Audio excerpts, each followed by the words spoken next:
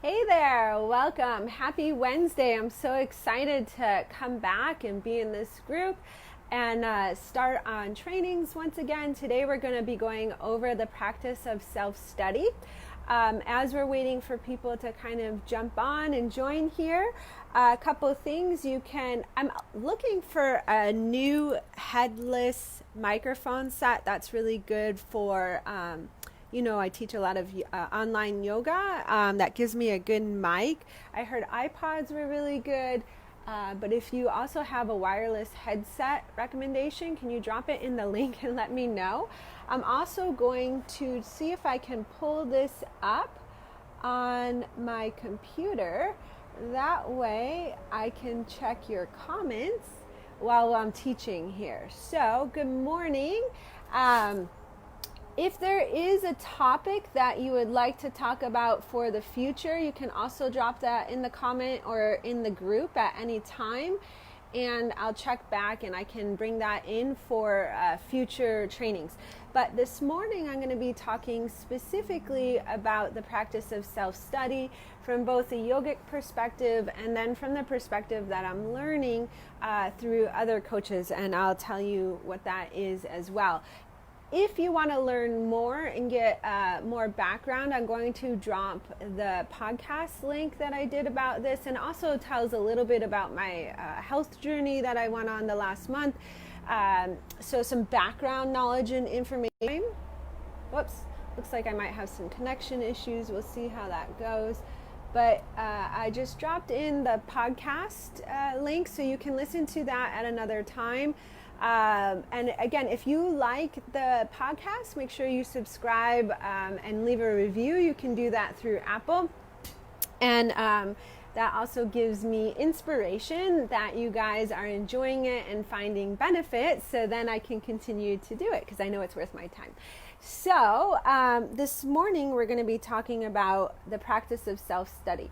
So in yoga, this is an innate practice. As I was mentioning on the Facebook Live page, is that sometimes we consider yoga, here in America anyways, to be the physical practice of just the asana, which is great. The asana practice is really good for both just fitness, for mental and wellness, well-being, definitely important. I crave the physical practice, but what happens when you can't do the physical practice? Like, so for example, I was in the hospital for a week and then I was recovering at home for a few weeks after. I definitely was not doing my physical practice during that time. So I'll tell you a little bit about what I was doing, the other styles of yoga, the other practices of yoga in the meantime, and how this can really help your business. If you're an entrepreneur or if you are an employee and have a passion for the work that you're doing, this can really help you move past stuck points and obstacles or resistance or hurdles. It's that thinking, whatever the thinking was that got you into a problem is not the same thinking that's going to get you out of the problem. So if you agree that sometimes you do get stuck in your business or in your personal life, and you get in a cyclical type of mindset and thought, then you can comment below and let me know just a simple yes or no. And I'm going to share with you exactly what I do. So again, I go over the steps in the podcast. I'll review them here, but I'm actually going to break it down a bit more here live in this training with an example in life. So this is part of my morning practice, and of course, with a 5-year-old and other things going on, sometimes some mornings are better than others. Some mornings I have more time to do this versus other mornings, and that's okay.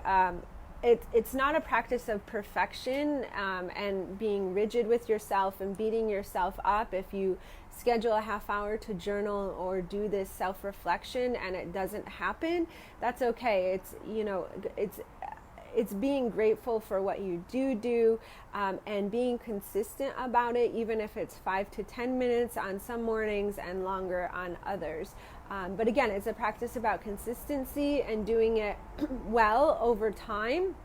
That'll lead you to more results. So what I do is I grab a blank piece of paper or a journal, whatever you like. If some of you like to do this in a Google Drive, so then you can access anywhere, that's a great idea as well, because you can pull it up on multiple interfaces like your computer or phone on the go, that sort of thing. I'm a pen and paper person when it comes to this sort of thing, so I like to get my thoughts onto paper. So the first thing that I do is I take inventory of what's going on in my brain for that day. Like some mornings I wake up feeling great, I'm inspired, I'm ready to go, I have my focus of what I want to do that day. I know my schedule, whether if I'm going to teach, if I'm leading a group coaching, or if I'm doing one-on-ones, that sort of thing. Some days it just flows. I wake up, I'm ready to go. Other mornings I wake up and I feel really anxious or stressed. And it's those mornings maybe where I feel pressured for time when this work is most important. So especially on those mornings, I like to write down all that's going through my head. So I'll take the example of most recently, our school district has just told us that children returning back to school in the fall will only be going 2 days a week. So where I originally had planned for Kaylee to be starting kindergarten in the fall, going for the normal 5 days a week. I think the school schedule is like something like 8 to 2:30. And then in the meantime, I'll be, working with clients, working on the biz, that sort of thing, and then pick her up at 2:30, and then we would have our time. Now, Sean and I have a lot more time in our schedule where we'll be teaching her, and I'm actually not sure yet what it looks like. I think they have to log in on the off days. So for example, if she goes Monday, Wednesday, then she has to log into Zoom on Tuesday, Thursday, what that looks like. So essentially, I've woken up some mornings in kind of a freak out mode for that. And also in the background, I have going on my thought processes of still integrating and processing what happened, or my healing journey of what I went through with my house. So what I do on my blank piece of paper is just I get all those thoughts out of my head, like what's Kaylee gonna do on days off of school, and then my thoughts about that. I don't have enough time for my business. She needs more support. I'm also worried. I'll verbalize, but normally I'm writing this down. Will I be able to teach her? Will I be an effective teacher for her when she's on Zoom? Will she succeed learning on Zoom as a 5-year-old? Will she develop the same social skills, because now she's not seeing her kids or her friends 5 days a week? So some of these thoughts you can see are kind of negative, but I'm getting them out of my head. So then with my health, will I be able to return to work fully?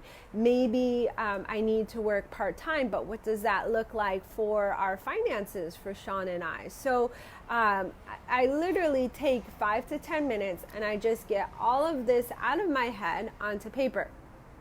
And these lessons are taken from coaches that I've done one-on-ones with in the past.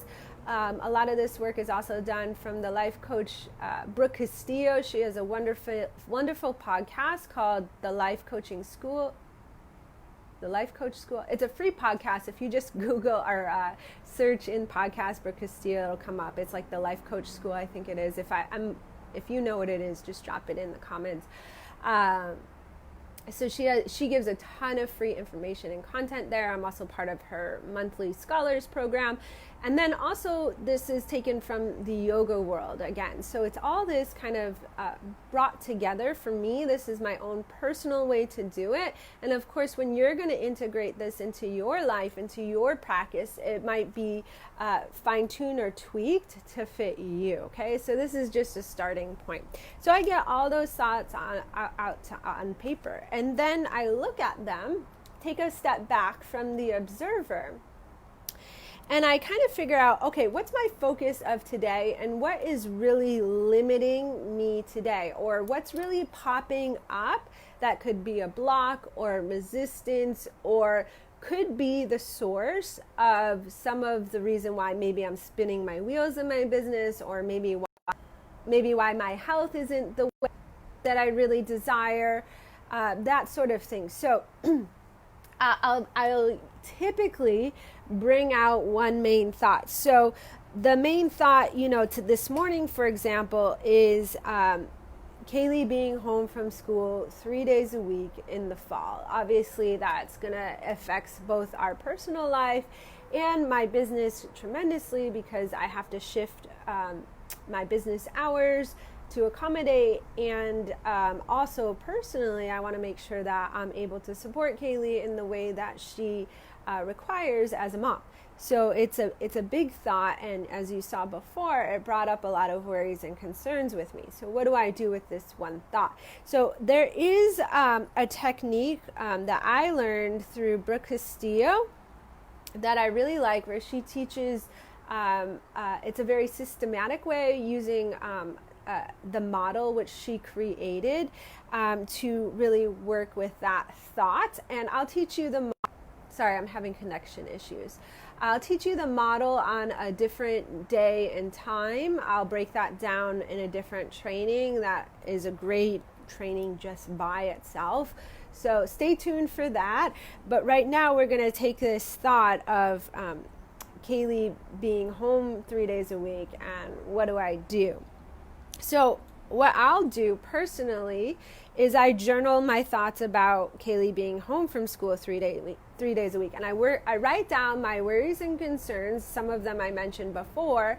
And then I start to also write down solutions. So what are some things that I can do, or thoughts that I can have that can help this situation? So taking a step back, and now as if I'm observing this situation from the sky, for example, so I can see all the sides, trying to expand my mind as much as possible on this one problem, so to speak. Maybe Facebook is telling me I need to wrap this up soon. But I can, I can have the thought that I won't have enough time in my business. Kaylee won't get the attention and support that she requires, and all those kind of negative thoughts. Or I can start to think of solutions. So what are the thoughts that I need to help me create solutions in this situation? So for example, I might write down that I can learn how to be creative in this solution. I can communicate with other parents in similar situations, because Kaylee is going to have a classroom of friends with other moms and dads where their kids are going to be home as well. Can I communicate with them and figure out some kind of trade or play date or something that we can do on the off days to help support Kaylee when she's home? In fact, now that I think about that, that's already been brought up by another mom who's thinking, she's thinking of her own solutions as well and communicating. So then I start to move from more the dark negative cycle to now I'm starting to see solutions.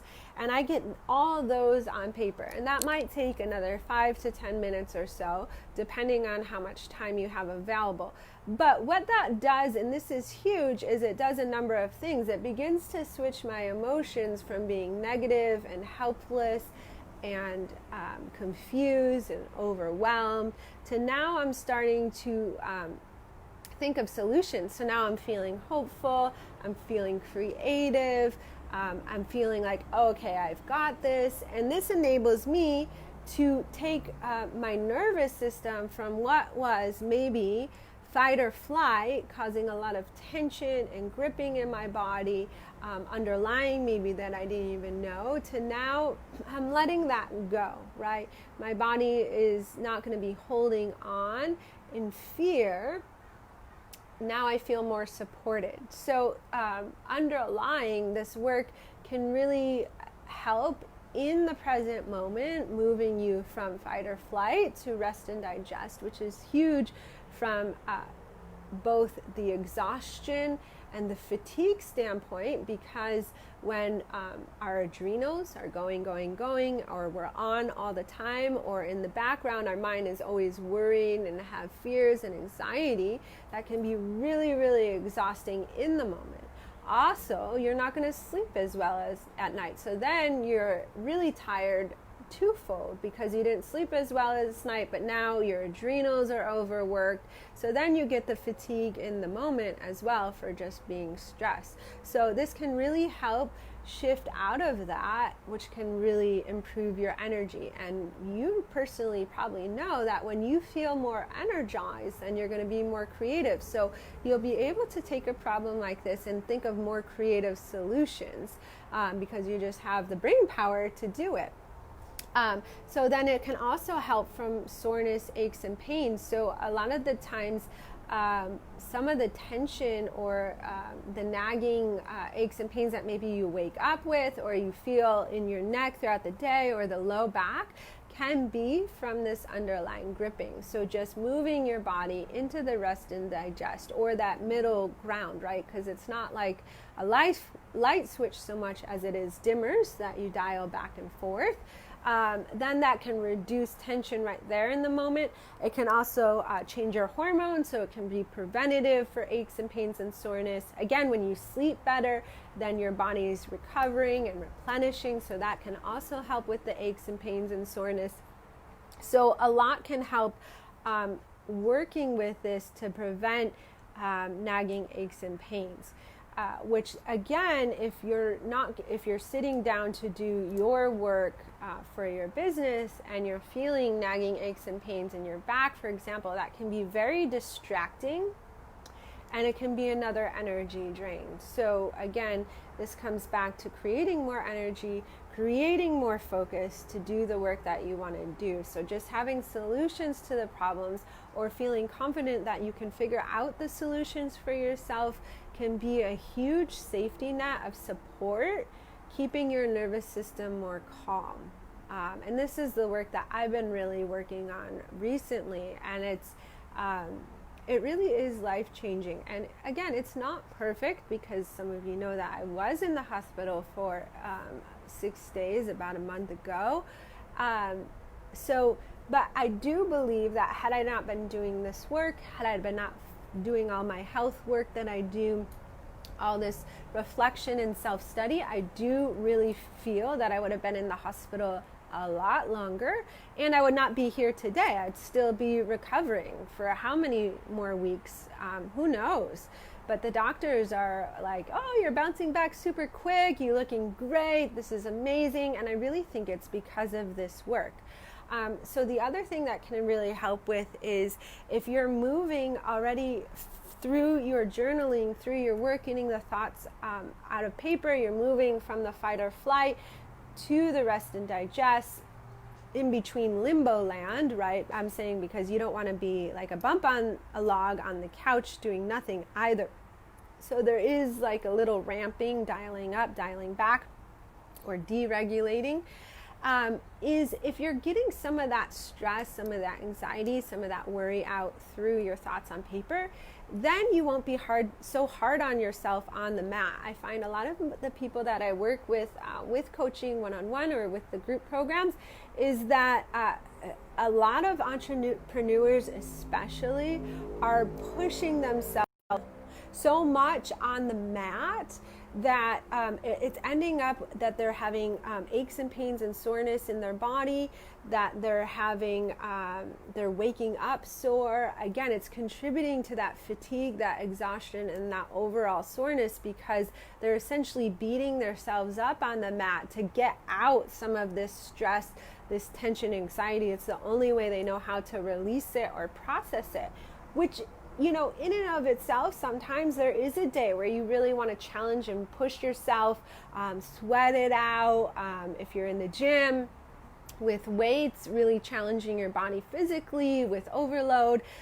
However, you don't want to do that every single day, because then your body's not able to recover. It's not able to replenish, and you're always kind of feeling run down. So that's another reason why that this work is so important. And for me, I was definitely of that camp. And now when I'm on the mat, because I'm coming and I'm approaching my practice from a different perspective, I've already taken care of myself in some of the thoughts in my head in the moment that day earlier, that I can get on the mat and really just listen to what my body needs in a given moment, pose to pose. I can feel my breath. I can really gauge when I'm pushing too much, because I might be holding the breath, or I might be actually tensing my muscles. So it brings me more present on the mat, which is a great preventative tool, again, for exhaustion, aches and pains, and soreness. Okay, so then what's the next step? So we got some of our creative solutions out of our head onto our paper, into our journal. What's the next step after that? After that is you want to have a tangible goal. So, for example, if my goal was to get more support for Kaylee, so she's able to be the 5-year-old kid, get all that she needs for learning, for fun, for school, even though she's going to be home 3 days a week. And also then I have more time to work on my business. So then financially, we're supported, my patients, my clients are supported. So lots of good things. Like, my goal might be to figure out some type of solution for the fall. And then the next thing is, when you write your goal, maybe it's health. Maybe you want to lose a certain amount of weight.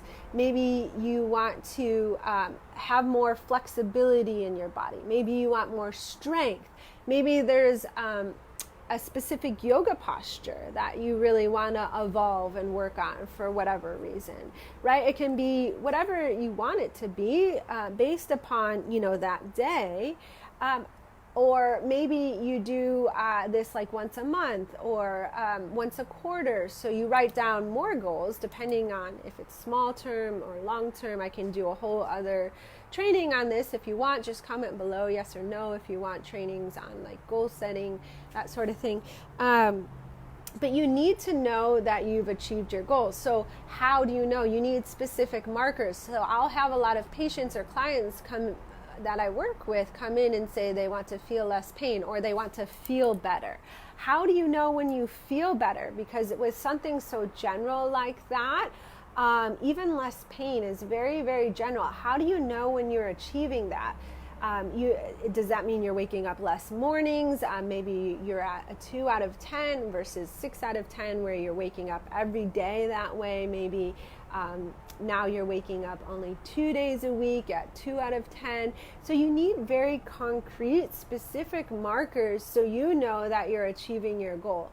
Otherwise, it's very easy to get frustrated, to give up, because you're like, oh, I'm putting in all this work, but how do am I feeling better? I don't know. So the last part of this is what are the markers for you that you're gonna kind of hold yourself accountable for, to know that you're completing the goal or not. So that's kind of all this in a nutshell. I'll go through the steps again, and then you can start to play around with it. I'd love to hear your results from it, maybe where you're getting stuck, so you can always come back into the group and say, I was trying this and this is not working, or I did this journaling this day and I had this great aha moment. I would love to hear that. Plus, that'll also inspire people in the group to do the work for themselves.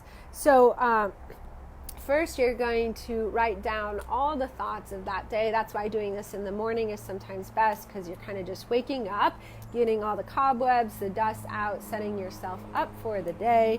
And then you might focus on a thought or two that really coincides with maybe some goals that you had for the day or the week or the month or the quarter. So what are some thoughts that might be blocking you or that need a little bit more teasing? So you're taking the observer perspective as you pull out some thoughts that you want to focus on specifically. So then with those thoughts, you're going to notice your thoughts around those. So you'll write down maybe some of the positive thoughts and emotions or creative solutions. You can still write down the negative thoughts and problems that you have there too, because in another day, another training, I can talk you through processing those negative emotions. So again, they're not stored in your body contributing to stress and tension. So you want to write down all ends of the spectrum, positive to negative, of what you might be feeling or thinking on this one given thought that you kind of pulled out. And so the next step is you're going to write some type of goal or endpoint for this one. How do you know that you've solved it? So what's the end point? What's the goal?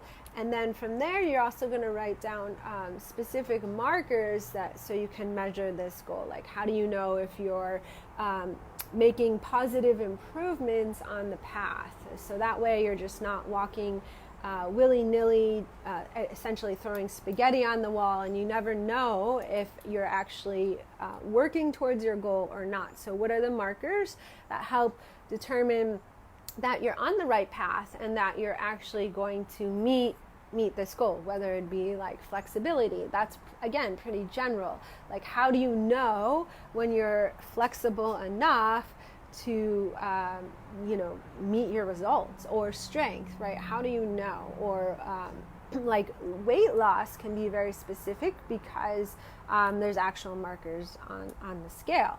But what does that mean in terms of your health? Like, why do you even want that in the first place? So that's a whole other thing.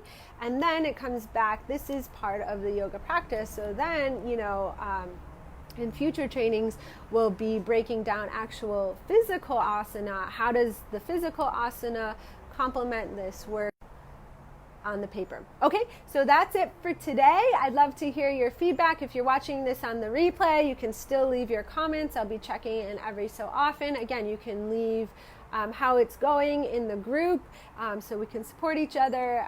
And next week, I'll be building upon this. So pop back in next Wednesday and I'm going to do 9 a.m. because I'm going to be getting back to teaching my 10:30 a.m. yoga class, so that way I have enough time. So it'll be 9 a.m. going forward, and I will see you soon. Bye for now.